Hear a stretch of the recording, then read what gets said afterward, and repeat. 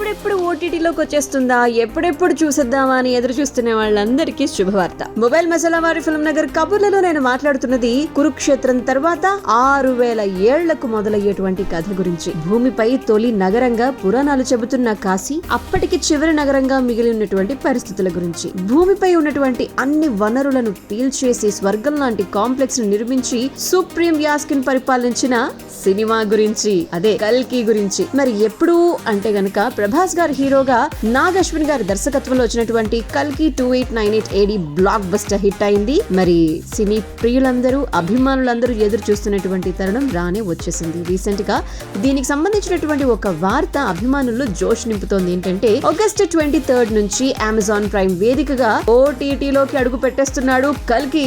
So Hindi version మాత్రం ఆ date నుంచి నెట్ఫ్లిక్స్ వేదికగా స్ట్రీమ్ కాబోతుంది అని చెప్పి వార్తలు కూడా వైరల్ అవుతున్నాయి. దీనిపై అఫీషియల్ ప్రకటన కోసం అని చెప్పి అభిమానులందరూ ఈగర్గా ఎదురు చూస్తున్నారు. అది సంగతి.